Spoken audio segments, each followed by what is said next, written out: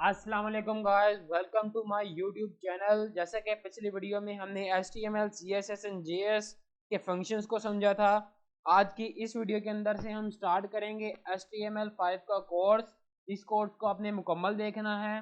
इस कोर्स को स्टार्ट करने से पहले हमें एक टेक्स्ट एडिटर की ज़रूरत है। मैं VS कोड को इस्तेमाल करता हूँ और स्टार्टिंग के अंदर आपको भी VS कोड को ही इस्तेमाल करना चाहिए। तो सबसे पहले इसे डाउनलोड करने के लिए आपने अपने ब्राउज़र पे जाना है। ब्राउज़र पे आने के बाद VS लिखना है तो आपके सामने टॉप पर VS कोड आ जाएगा। इसके ऊपर क्लिक करें। क्लिक करते ही अपर राइट कॉर्नर पर डाउनलोड के बटन पर क्लिक करें। फिर यहाँ पे अपने ऑपरेटिंग सिस्टम के मुताबिक आप यहाँ से फ़ाइल को डाउनलोड कर लें। मैं विंडोज़ यूज़र के मुताबिक यहाँ पे क्लिक करके ये डेस्कटॉप पे सेव करवा देता हूँ। सेव करते ही ये डाउनलोड स्टार्ट हो गई है। मैं इस डाउनलोड को कैंसिल कर दूँगा। आपने इसे मुकम्मल कर लेना है।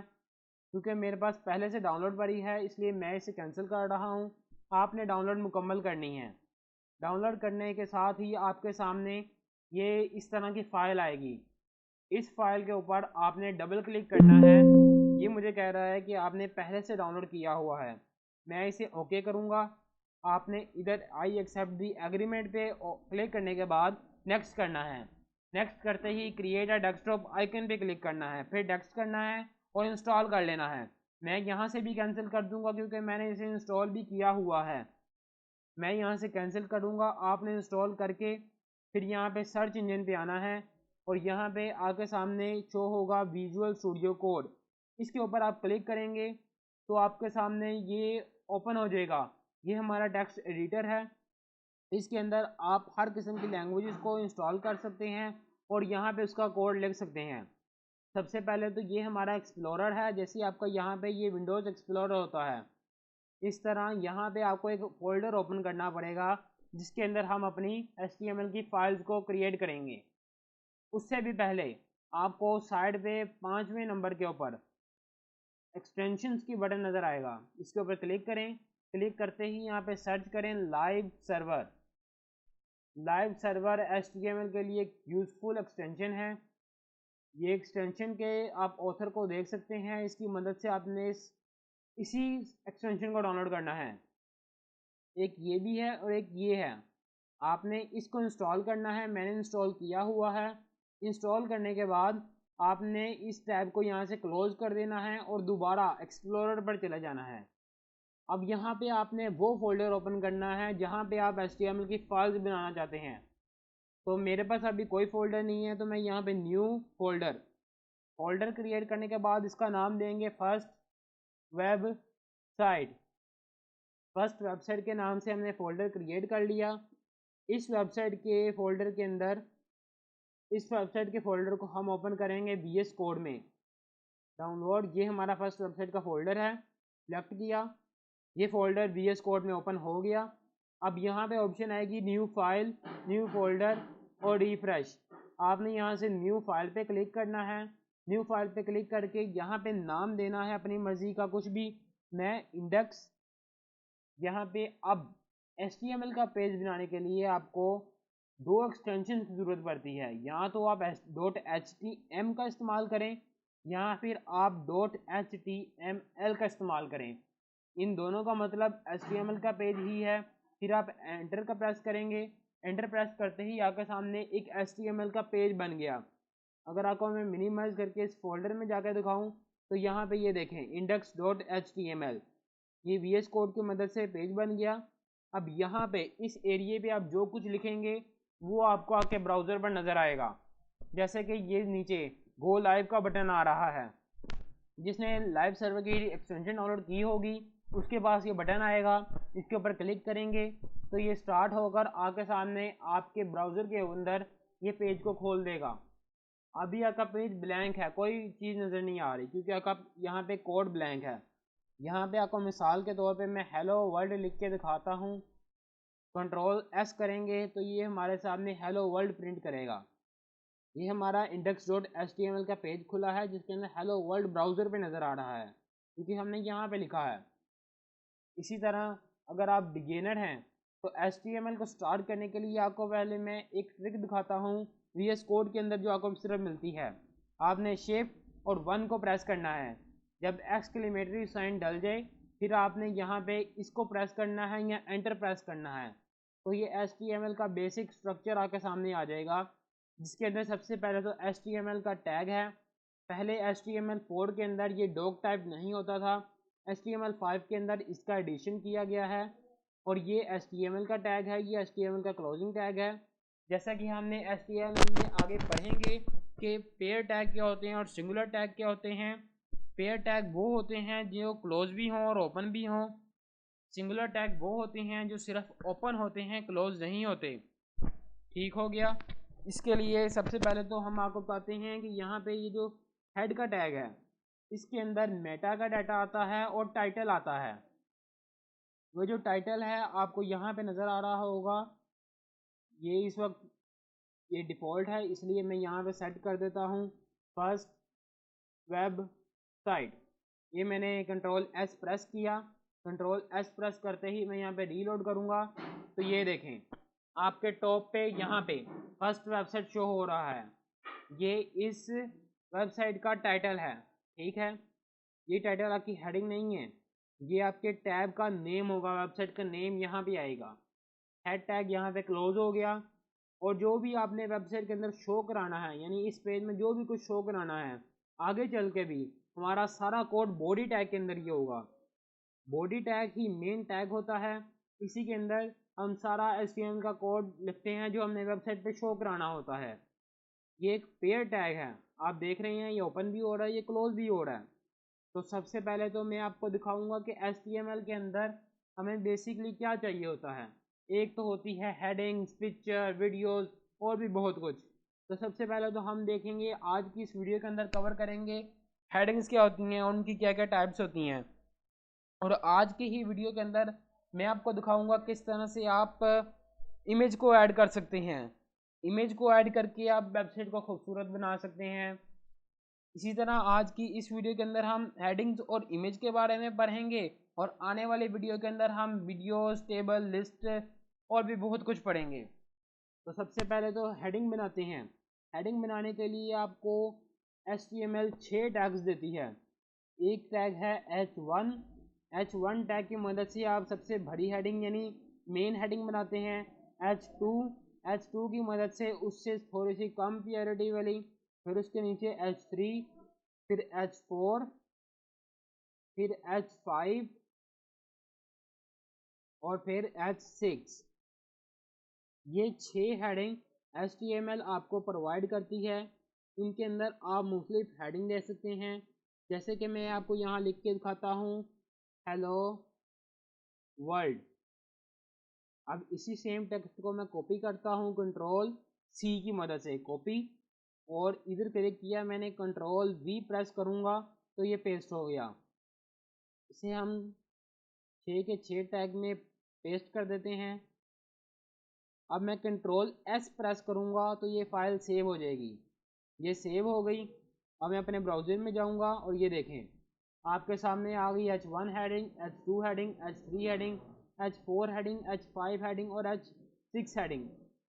आपने कभी भी हेडिंग का इस्तेमाल टेक्स्ट को छोटा या बड़ा करने के लिए नहीं करना।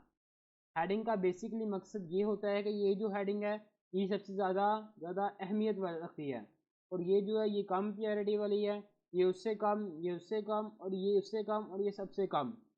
ज़्यादातर वेबसाइट्स के अंदर H2 हेडिंग को ज़्यादा प्रायोरिटी में दी जाती है। आपने देख तो लिया अब हेडिंग क्या होती हैं। अब ज़रा इन हेडिंग्स को डिलीट करते हैं और सिर्फ 2 हेडिंग्स को रखते हैं और इन दोनों का डाटा भी चेंज कर देते हैं। Hello world, it's Haseeb here. Save करते हैं और यहाँ पे जाके रीलोड भी नहीं करना पड़ेगा क्योंकि लाइव सर्वर है। इट्स हसीब हेयर, यहाँ के सामने लाइव टेक्स्ट शो हो रहा है। आपने देख लिया कि हेडिंग किस तरह बनती है। हेडिंग बनाने के लिए पिन का टैग पेड होता है। इस टैग को आपने सिंगुलर इस्तेमाल नहीं करना। सिंगुलर इस्तेमाल करेंगे फिर भी ये चल जाएगा, लेकिन ये ज़्यादा बड़े कोड के अंदर अच्छी चीज़ नहीं है। जैसे कि मैंने यहाँ पे ये डबल टैग है, मैं यहाँ पे सिंगुलर करके हेलो वर्ल्ड लिखता हूँ। हेलो वर्ल्ड मैं सेव करूँगा या को शो होगा, लेकिन आपने कभी भी इसको इस तरह इस्तेमाल नहीं करना। हेडिंग के बाद फिर हम देखेंगे कि इमेजेस क्या होती हैं और इमेज किस तरह ऐड किया जाता है। अब इमेज ऐड करने के लिए HTML के अंदर एक टैग का इस्तेमाल किया जाता है जो कि है IMG। IMG को ऐड करने के साथ आप यहाँ पे ये नीचे इस पर क्लिक करेंगे तो यहाँ के सामने HTML के अंदर इमेज टैग का मुकम्मल आ गया कि किस तरह इधर आप इमेज टैग ऐड कर सकते हैं। VS कोड इसलिए भी आपके लिए स्टार्टिंग में अच्छा है कि आप सिर्फ IMG लिख के पूरा टैग ला सकते हैं, एक्सक्लेमेटरी साइन डाल के पूरा स्ट्रक्चर ला सकते हैं, और भी बहुत से आपके छोटा सा कोड लिख के आप उसे कितना बड़ा कर सकते हैं। पहले तो SRC का मतलब है सोर्स, आल्ट का मतलब है अल्टरनेट। अगर ये इमेज शो ना हो रही हो या अवेलेबल ना हो तो उसका अल्टरनेट क्या हो, उसके अल्टरनेट टेक्स्ट क्या हो सकता है, उसका अल्टरनेट कोई और इमेज क्या हो सकती है। तो सोर्स इमेज में आपने एक इमेज आपको चाहिए होती है। इमेज ऐड करने के दो तरीके हैं, या तो आप URL की मदद से ऐड कर दें या फिर आप डाउनलोड करके इमेज को उसी फोल्डर में रखें जहाँ पे आपने HTML का पेज रखा है। जैसे कि इस फोल्डर के अंदर जहाँ पे आपने HTML का पेज रखा है वहीं पे उस इमेज को भी रखें। इमेज को यहाँ पे रखते हैं या फिर HTML का कोड या फिर URL की मदद से इमेज को शुरू करवाते हैं। पहले न्यू टैब खोलें, न्यू टैब खोल के यहाँ पे कोई भी इमेज सेव कर लेते हैं, कोई भी इमेज शो कराते हैं जैसे कि HTML5। यहाँ पे इमेज में जाएं, यहाँ पे आपको अगर ये इमेज पसंद आई है, यानी ये इमेज पसंद आई है, तो इसके ऊपर राइट क्लिक करें। राइट क्लिक करके कॉपी लिंक एड्रेस या फिर आप यहाँ पे कॉपी इमेज एड्रेस, इसके ऊपर भी क्लिक कर सकते हैं। कॉपी इमेज एड्रेस करें, अपने VS कोड में जाएं, सोर्स में जाएं और इस एड्रेस को पेस्ट कर दें और सेव कर दें। सेव करते ही आपके सामने आपकी वेबसाइट के ऊपर this image was hot link, यानी ये इमेज अलाउ नहीं कर रही कि आप किसी और वेबसाइट पे लगें।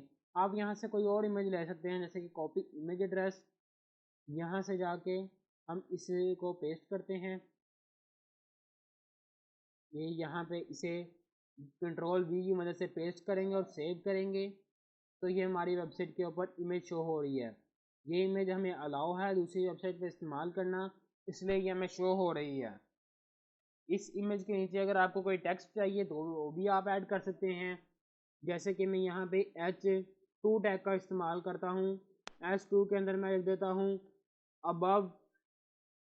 above image is about HTML5। ये हमारा टेक्स्ट भी शो हो रहा है। इस तरह आप इमेज और टेक्स्ट के कॉम्बिनेशन से एक वेबसाइट का स्ट्रक्चर तैयार कर सकते हैं। और जब हम आने वाले कोर्स में CSS को पढ़ेंगे तब हम देखेंगे कि किस तरह आप इस इमेज की स्टाइलिंग कर सकते हैं, इसको सर्कल में, इसके साइज वेट सब कुछ चेंज कर सकते हैं, किस तरह बैकग्राउंड को ब्यूटीफाई कर सकते हैं, किस तरह ये टेक्स्ट को कितना अजीब लग रहा है प्यारा कर सकते हैं। बहुत कुछ CSS की मदद से होता है। सिर्फ HTML के अंदर आपने स्ट्रक्चर लिखना होता है कि किस तरह कौन सी इमेज आएंगी और कौन से टेक्स्ट आएंगे। ठीक हो गया, ये हमने टेक्स्ट भी ऐड कर लिया और इमेज भी ऐड कर ली। अब मैं यहाँ पे आपको दूसरी एक और इमेज ऐड करके दिखाता हूँ जो कि होगी CSS3। ठीक है, CSS का लेटेस्ट वर्जन। इमेज में जाओ, यहाँ पे जाके मैं यहाँ से एक इमेज को कॉपी कर लेता हूँ।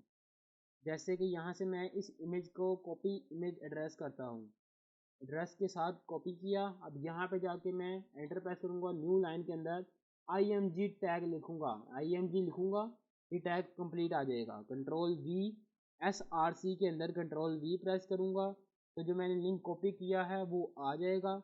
और जब मैं जाके अपनी वेबसाइट पे देखूँगा तो ये देखें, ये दोनों इमेजेस एक साथ एक रो में शो हो रही हैं। अगर आप इन दोनों को अलग अलग लाइन में शो कराना चाहते हैं तो उसके लिए एक सिंगुलर टैग इस्तेमाल किया जाता है मोस्टली HTML के अंदर, इसका नाम है BR tag. BR tag singular tag है। ये मोस्टली तब इस्तेमाल किया जाता है जब आप न्यू पैराग्राफ के न्यू कंटेनर को स्टार्ट नहीं करना चाहते, एक ही रो की चीज़ों को आप दो रो में डिवाइड करना चाहते हैं तो आप BR का इस्तेमाल करते हैं। BR लाइन को ब्रेक कर देता है इसी तरह ये देखें हमारा HTML की इमेज ये रही और CSS की इमेज ये रही। अगर BR को हटा देंगे तो ये इमेजेस एक ही लाइन के अंदर आपको शो होंगी। हमने देख लिया BR का भी क्या काम होता है, HTML के अंदर हेडिंग्स किस तरह बनाई जाती हैं और इमेजेस किस तरह ऐड की जाती हैं। इन सब को पढ़ने के बाद हम इन्हें एक साथ इस्तेमाल करते हैं एक तरतीब के अंदर। जैसे कि S1 के अंदर मैं लिख देता हूँ दिस इज माई इमेज से लिखा।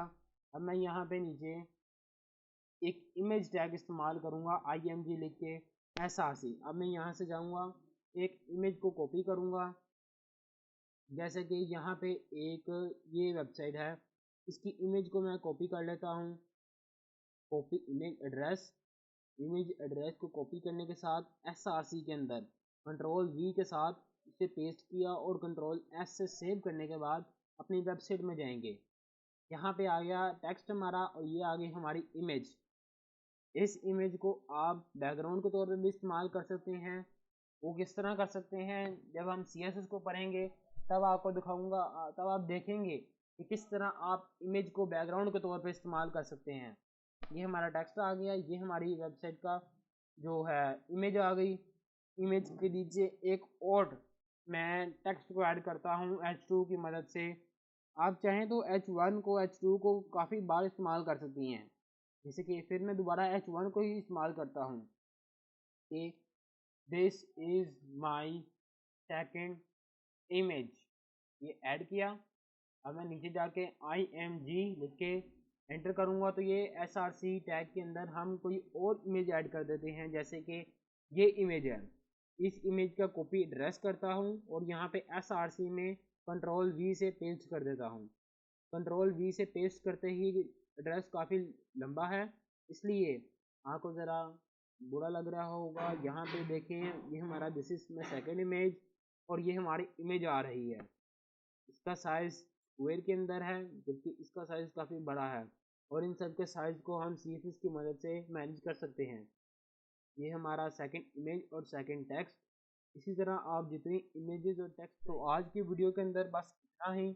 आपने आज की वीडियो में VS कोड को इंस्टॉल करना सीख लिया, VS कोड के अंदर लाइव सर्वर को इंस्टॉल करना सीखा और फिर उसके बाद HTML का फर्स्ट पेज क्रिएट किया। HTML का पेज बनाने के बाद हेडिंग, उसके बाद और इमेजेस, और आपने सीखा कि BR टैग क्या होता है, सिंगुलर और पेयर टैग क्या होता है। तो आज की इस वीडियो में इतना ही। अगर वीडियो अच्छी लगी हो तो वीडियो को लाइक कर दें और कमेंट में अपने क्वेश्चंस को आप पूछ सकते हैं, मैं आपको फौरी जवाब दूंगा। शुक्रिया, अल्लाह हाफिज़।